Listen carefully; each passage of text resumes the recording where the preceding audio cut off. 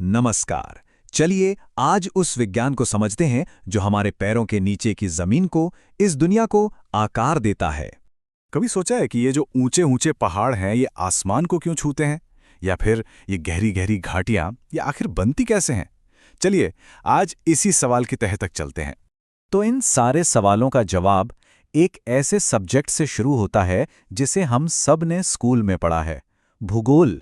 लेकिन आज चलिए इसकी जड़ों को समझते हैं कि ये असल में है क्या। बिल्कुल बेसिक लेवल पर देखें तो भूगोल का मतलब सिर्फ इतना है, पृथ्वी का वर्णन करना, यानी डिस्क्रिप्शन ऑफ द अर्थ।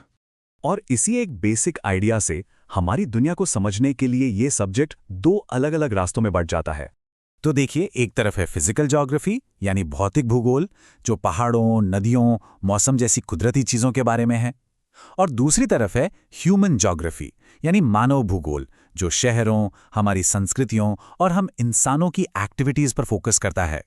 तो आज हमारी ये जो यात्रा है ये हमें भौतिक भूगोल के रास्ते पर ले जाएगी, और इसके भी अपने खास स्पेशलाइज्ड फील्ड्स हैं। देखिए, भौतिक भूगोल ये अपने आप में एक बहुत बड़ी दुनिया है। इसमें क्लाइमेट का अध्ययन भी है, मतलब जलवायु विज्ञान, और महासागरों का अध्ययन भी, यानी ओशनोग्राफी। लेकिन आज हमारा पूरा फोकस सिर्फ और सिर्फ जमीन पर है। और यहीं पर हम पहुंचते हैं भू आकृति विज्ञान यानी जियोमॉर्फोलॉजी तक।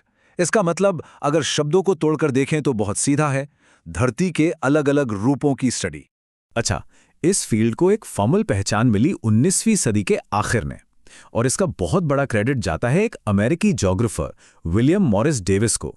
उन्हें अमेरिकी भू आकृति विज्ञान का जनक भी कहते हैं। अब यहाँ एक बड़ा सवाल खड़ा होता है ना, कि भाई इस पूरी धरती पर इतनी अलग अलग तरह की आकृतियां हैं, इतने सारे लैंड फॉर्म्स हैं, तो कोई इनकी पढ़ाई शुरू करे तो करे कहाँ से? इसके लिए ना एक बहुत ही जबरदस्त सिस्टम इस्तेमाल होता है। इसे कहते हैं उच्चावच की 3 श्रेणियां या 3 ऑर्डर्स ऑफ रिलीफ। ये सिस्टम धरती की हर चीज को उसके साइज, उसके स्केल के हिसाब से 3 बड़ी कैटेगरीज में बांट देता है। तो चलिए पहली और सबसे बड़ी कैटेगरी से शुरू करते हैं। ये हमारे प्लैनेट के सबसे विशाल फीचर्स पर फोकस करती है। फर्स्ट ऑर्डर ऑफ रिलीफ, ये सबसे सिंपल है। इसमें सिर्फ 2 ही चीजें आती हैं।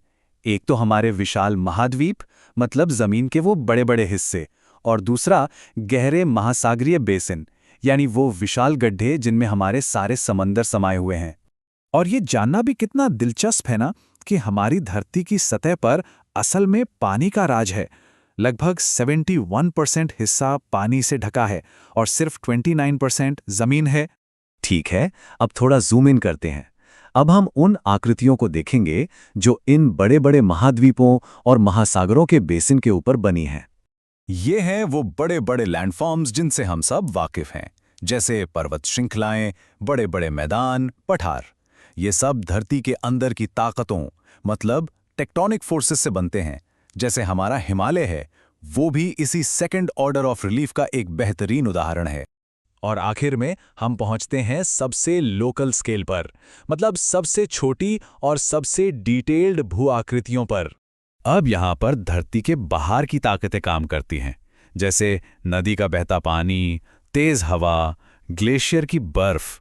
ये सब एक मूर्तिकार की तरह काम करती हैं, और जो सेकंड ऑर्डर के लैंडफॉर्म्स थे ना, उन्हीं को तराश कर नई आकृतियां बनाती हैं, जैसे नदी घाटियां, डेल्टा या फिर छोटे छोटे टीले। ये सब इसी में आते हैं।